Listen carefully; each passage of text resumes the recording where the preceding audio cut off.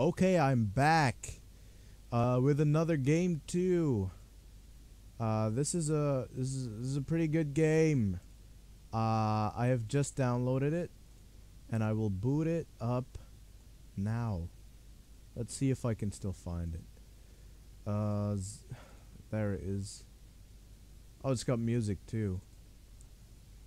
But we'll check the music after we actually play the game. Looks like the EXE, please. There you go.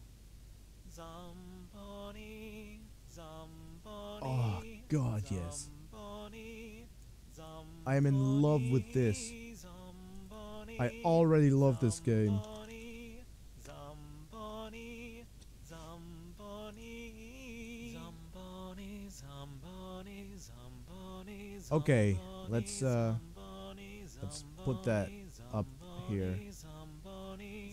The illogical journey of the Zambonis, or the Zamboni.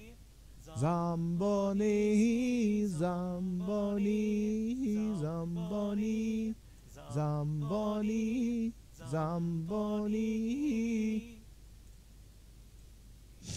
Okay, let's just fucking play the game. Once upon a time, in a country not unlike your own, Let's put this up a Zambonis bit. and men lived in peace. However, darkness brewed beneath this shallow veneer of cordiality. A political faction with an irrational hatred of the Zambonis sprang forth, fully formed from the hardened skulls of wicked men. Scholars find the tribe could neither predict nor explain the rise of this faction, but the day came when this odious group took the highest power in the land, and the Zambonis found themselves exiled Hold under on. threat of death. Pooling what supplies they could carry, the Zambonis purchased a single ship from a sympathetic merchant. 16 of the wisest Zambonis would travel to their ancestral homeland, an unspoiled utopia that no living Zamboni had ever seen with his own eyes. There, the Zambonis would rebuild their civilization, free from the ire of man. Okay. Okay, so what I do is, I guess I create some Zambonis, or what? Or are they preset Zambonis? Oh, I can actually make them. You know what, I'm just gonna use the presets. Get all the Zambonis in there.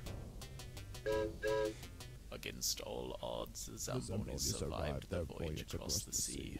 Famished and exhausted, the Zambonis were overjoyed to leave their wooden cocoon. However, they could not rest their weary bodies on this newfound land, for Zambonis were not made to live in the mountains. Their utopia must lie further inland. Okay. The Zambonis come across a curious sight. Two bridges span an impressive chasm, each bridge guarded by a massive stone face.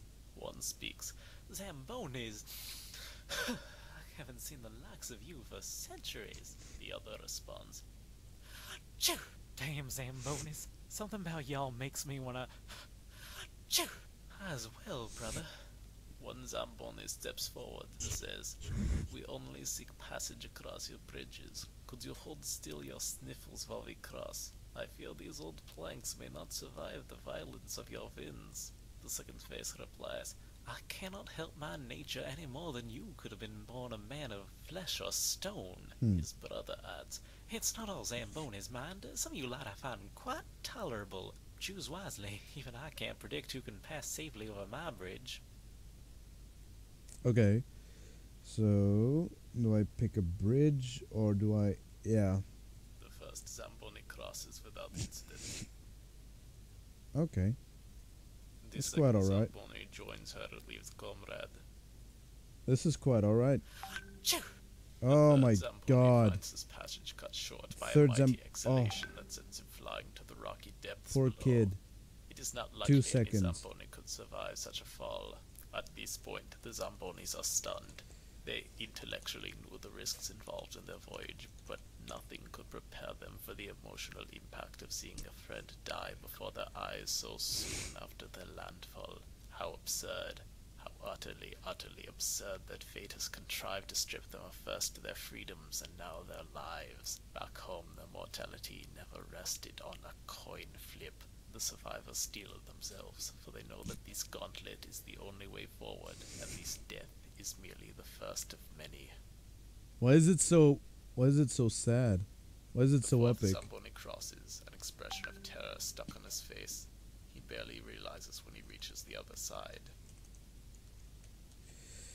Why is it such a sad game? Jesus Christ. Let me try this one then. The fifth Zamboni casts a look of scorn towards the detestable faces as she passes overhead. The faces fail to meet her gaze. Let's put this The one sixth over here. Zamboni nearly jumps off the bridge himself when the stone face begins to contort. It is a mercy he did not. Ho, false alarm. Let's put this one Upon over there seeing as the well. face begin his deadly sneeze, the seventh Zamboni tries to flee. Achoo! His efforts prove fruitless as he plummets to his death. One Zamboni speaks out. Your hateful air has slain 2 of the gentlest souls ever to walk this earth. Cease your unkind breath, lest you harm a third, the first face replies. You are but visitors in our realm. The second adds. I don't see why we have to change our behavior when it's your presence that irritates our lungs. Just don't cross my bridge if you think I'll sneeze. It's as simple as that. Oh god. Let's try this bridge The then. eighth Zamboni crosses with a confidence that proves to be well placed. See? Simple. Alright. The Let's put ninth this one over Zamboni here. matches his friend's swagger, Achoo! but fails to match his results. Aw. I guess it's not so simple after all. One Zamboni cries out, "How can you be so cavalier about murdering a fellow thinking creature?" Little Zamboni, from this cliff, Zamboni. I have seen more thinking creatures live and die than you will ever know in your brief life. You don't even care, do you? Your quest means little to me or my brother. We will shed no tears when you have gone. Wauw. Oké, laten we deze Zamboni proberen. A mighty Jezus, sea man. shakes the bridge underneath the 10th Zamboni's feet, sending her to an untimely death. Her former lover cries, "Just tell us, O great mountain gods, what you wish of us. Why did you kill her and not me? Why did you deem me worthy of survival? Is it my appearance, my courage, my speed?" Your comrades died? You didn't. It wouldn't be wise to read any intent into these occurrences. Achoo! The next Zamboni shares the fate of the 2 prior participants in this mad game. The surviving Zambonis are silent. It is clear that these stone gods are incapable of listening to reason. The 12th Zamboni says a small prayer before crossing. She makes it across. The 13th glides across the bridge in silence, as does the 14th, and the 15th.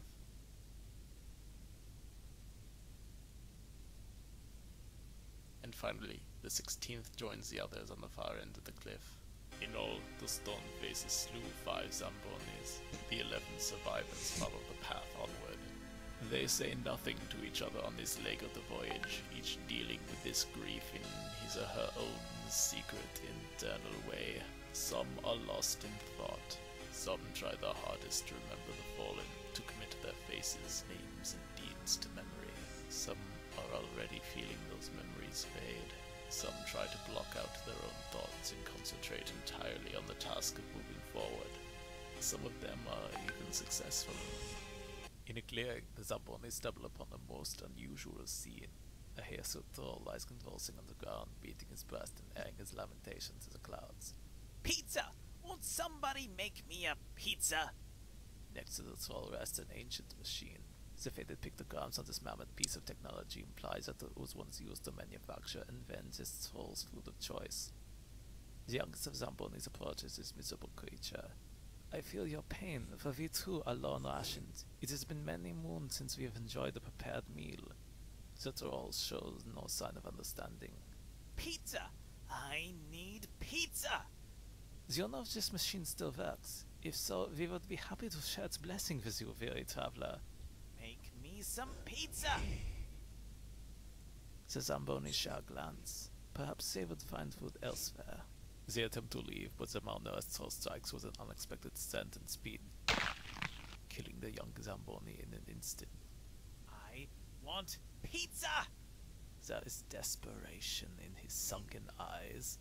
The troll stands in the only road forward. He demands immediate attention. His actions cannot be ignored. So the survivors retreat to form a plan. Two camps emerge. Some Zambonis wish to appease the troll, for his request seems simple enough. The others wish to overwhelm the troll with superior numbers, slaying him before he has a chance to strike again. They hold a vote. The appeasers win. Okay. Let's make a fucking pizza with everything on it then. Put pizza Zambonis are time. on luck. The first appeaser brings this greasy marvel to the troll.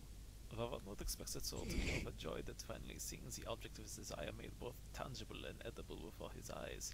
There is nothing but anger in his face. I don't like some of these toppings. The picky eater suddenly attacks his unlikely mate D.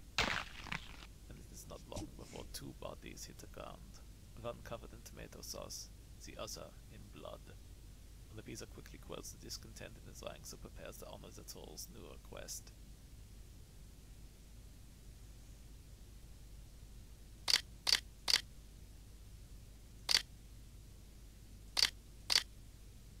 The second appeaser nervously brings his offering to the troll.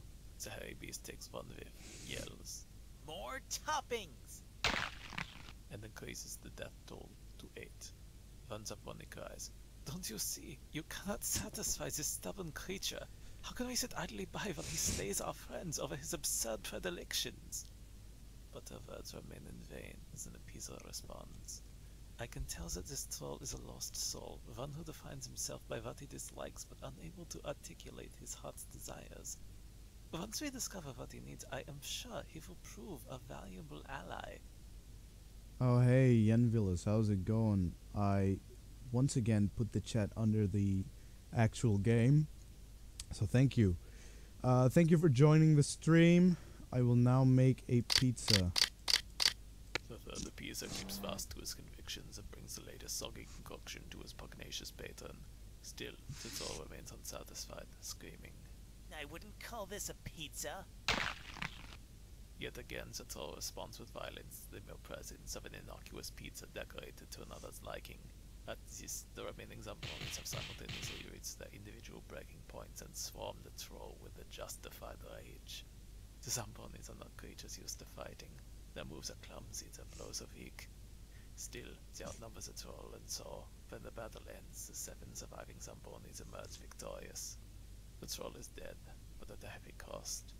After burying their dead, the survivors feast that night on a dish made from the flesh and bones of their fallen enemy. It is a sausage pizza, and in that moment, it is the most delicious thing the Zambonis have ever tasted.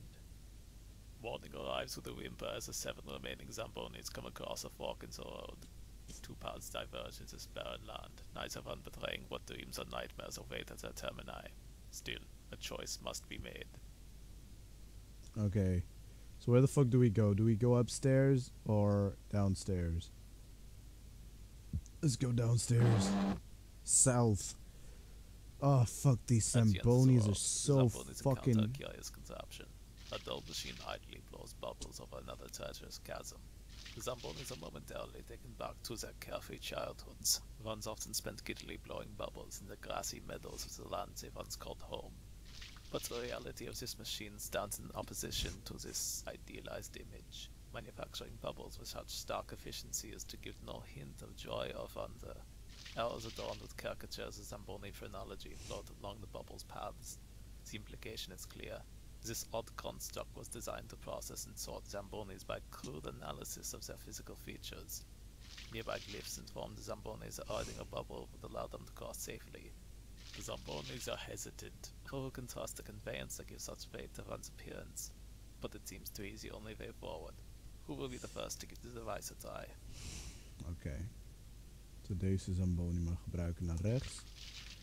Ah, ik had eerst even moeten kijken of... Ja, ja, dit werkt. Nee, dit werkt niet. Poor Zamboni. Poor, hopeful Zamboni.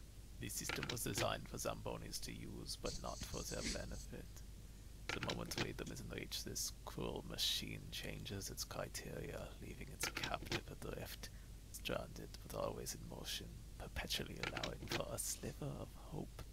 A hope rooted in the assumption that movement implies progress and that the Zamboni needs only wait for the system to let him pass.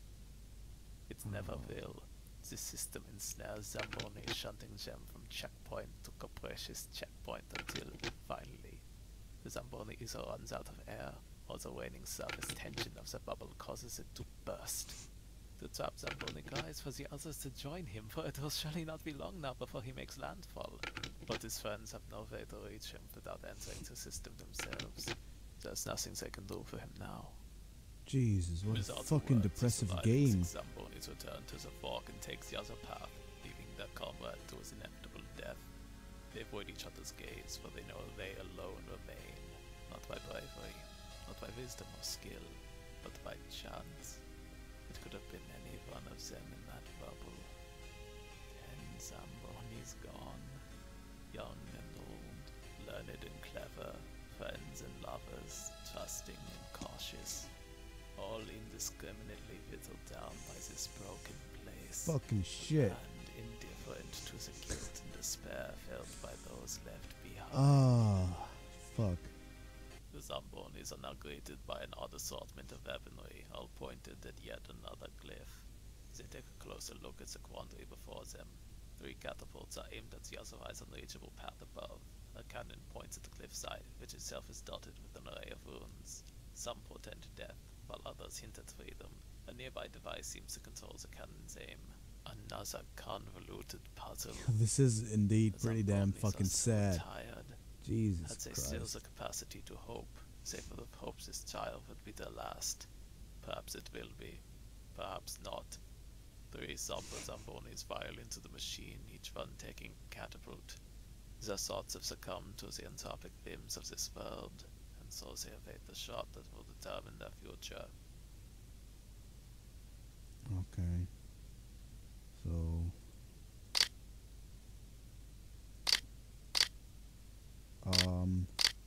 I don't know what this is. Circle with a red The thing. cannon fires upon a tile marked with a single skull. Before the Zambonis have a chance to react, a single catapult misfires, sending its occupant to her death. Another Zamboni quickly fills the space. Okay, let's try this The then. cannon hits a blank tile, and nothing happens. The traveler's faces remain hollow. They are not relieved at this momentary reprieve, for they know their final judgment will come soon enough. Let's try this. I Triple swear to God. skulls. Also, catapult sends a prize Oh down my to the murky God. depths of oblivion. The 2 remaining Zambonis dutifully take their places. One says, "If this is the end, I am glad you are by my side." But her companion remains silent, inconsolable. Come on. 1 skull. The empty catapult triggers, failing in its malicious intent. Other Zambonis aware how close they came to death. Okay, They I know even what to do. care. I know what to do. This one means that the 2 red skulls, right? Miraculously, the last 2 Zambonis find themselves The plugged 2 to the red top of hearts. the I don't cliff. even know the They roll the upward, right word for a heart desperate to anymore. leave this horrible Jesus place. Christ. How much more drama must they endure?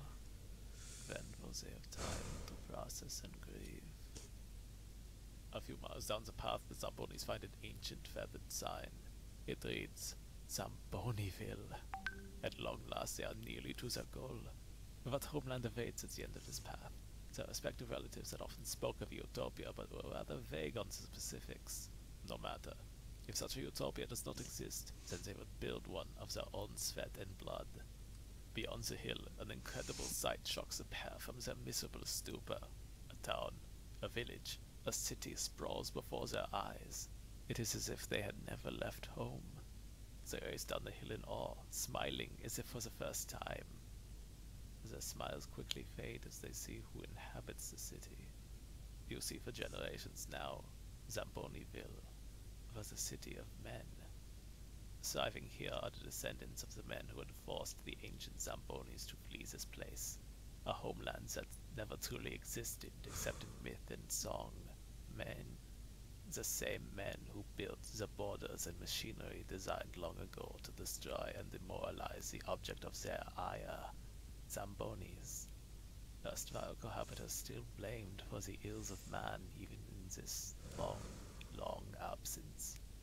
A hatred fostered over many centuries reignites as the two Zambonis find themselves at gunpoint. Neither man nor god intervenes on their behalf.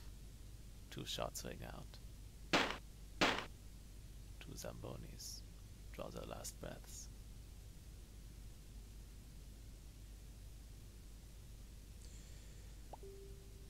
Okay. Alright. Okay. Well, that was the illogical journey of the Zambonis. Made by Noib, of course. Jesus fucking Christ. Made in Multimedia Fusion 2, no ownership of the Zamboni trademark implied. Made with love for the logical journey of the Zumbinis, which is another game. But Jesus fucking Christ, that was actually fucking intense. Gee, fuck. Zamboni, Zamboni, Oh. Zamboni, Zamboni, Zamboni, Zamboni, Zamboni, Zamboni, Zamboni. Fuck that. That was something, you know. That was something. Let me check. I think I have this here. That's the music for the illogical journey of the Zambonis. It's all OGGs. Let me take a quick listen. VLC Media Player, of course. That is epic. Whoa.